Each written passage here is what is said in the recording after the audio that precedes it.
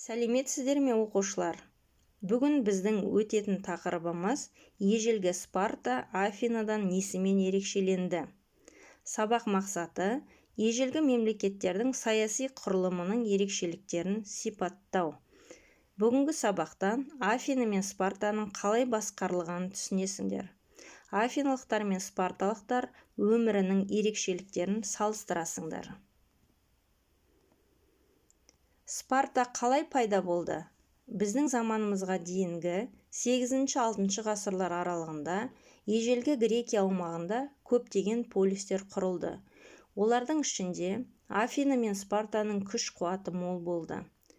Спарталықтардың ата-бабалары дориліктер болған. Олар Грекияға Балқан түбегінің солтүстігінен қоныс аударып, Лакония өңіріне, Пелопоннес түбегіне орналасты.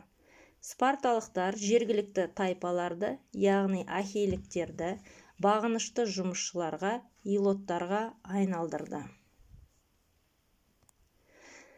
Спарта халқы, спарталықтар, пиреектер мен илоттар деген топтарға бөлінді.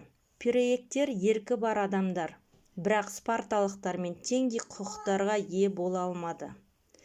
Олар қолөнермен және саудамен айналысты. Илоттар жер өңдеп мал шаруашылығымен шұғылданды. Спарталықтар әскери іспен айналысты. Спартада ұлдарды жастайынан әскер ісіне дайындап, оларды қатал тәртіпке және төзімділікке үйретті.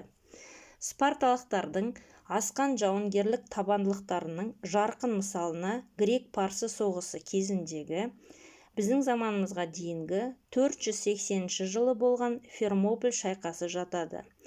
Гректер тар Фермополь өткелінде қорғаныс шебін құрып, парсы әскерлерінің шабуылын тежейді. Бірақ гректердің арасындағы бір сатқын парсыларға әскер орналасқан жерді айналып өтетін жолды көрсетіп береді. Парсы патшасы Ксеркс Фермополь қорғаушыларының тылына басып кіреді. Спарта патшасы Леонид спарталықтардан басқа әскерлерге кейін шегінуді бұйырады.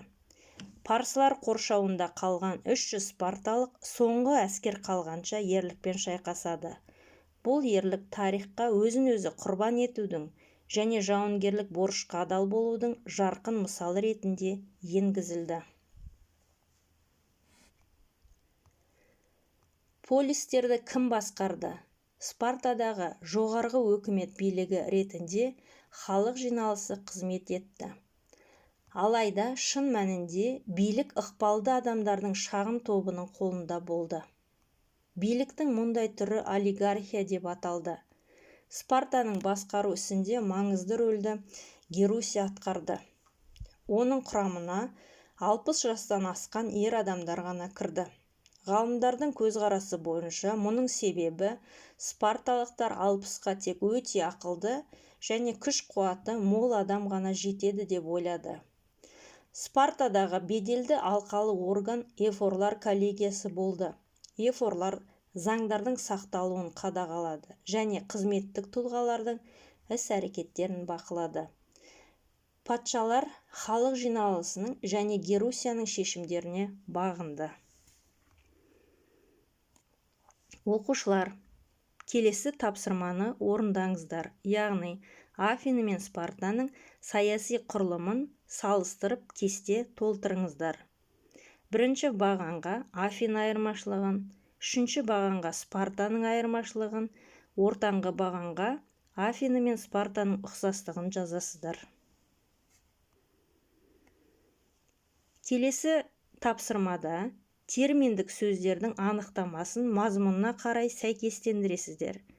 Яғни сіздерде бірінші бағанда термин сөздер берілген және соңғы бағанда анықтама берілген.